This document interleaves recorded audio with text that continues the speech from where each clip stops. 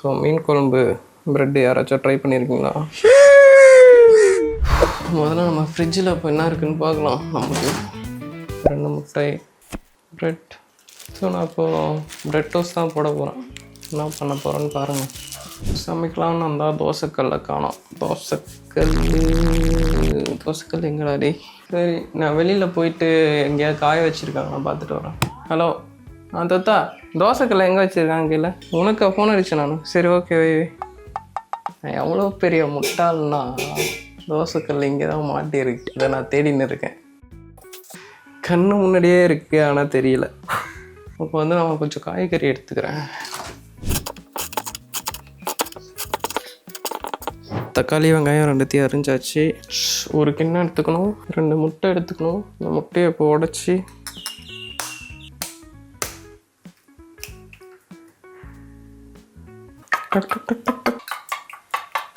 செம்மையாக கலக்கியிருக்கேன்.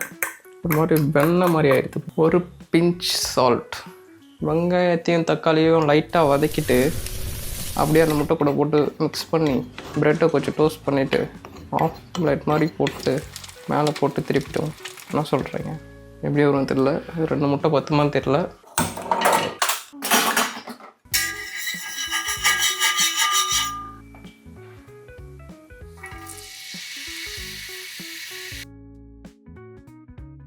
கொஞ்சம் பொன்னிறமாக வரும் வரை வதக்கி கொண்டு தக்காளி தக்காளி தக்காளி தொக்கு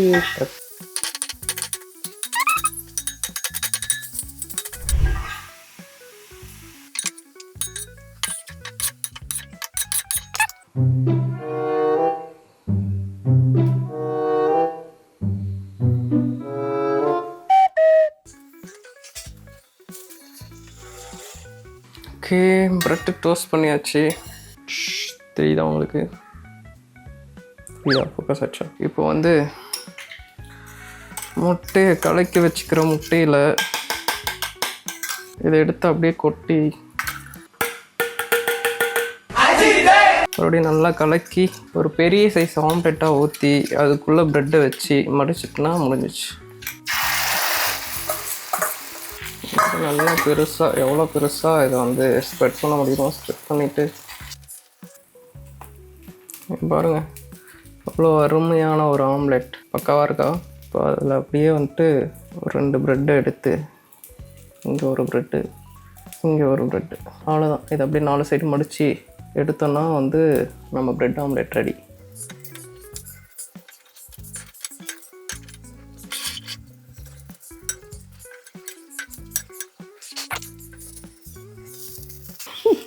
திங்கரிச்சு. சூப்பர். ஓகே, முடிந்தது நம்ம சாப்பாடு. எக்ஸ்ட்ரா ஒரு 2 போட்டேன், அது வேஸ்ட்டு தான் நினைக்கிறேன். பார்ப்போம். ஓகே, நம்மளோட ப்ரெட் ஆம்லெட் ரெடி மக்களே.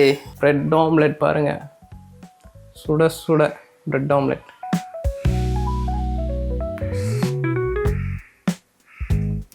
நம்மளோட சூடான ப்ரெட் ஆம்லெட் சாப்பிடுவோமா? ஃப்யூச்சரில் கடை கூட போடலான்னு நினைக்கிறேன், ஆனால் அந்த ஆர்வம் எனக்கு வரணும். ஸ்டஃப் சூப்பர், பெருமையாக இருக்குது கொஞ்சம். இது வரைக்கும் நான் சாப்பிட்ட ப்ரெட் ஆம்லெட்லேயே வந்துட்டு ஒரு சூப்பரான ப்ரெட் ஆம்லெட்ன்ற ஒன்று சொல்லலாம். இது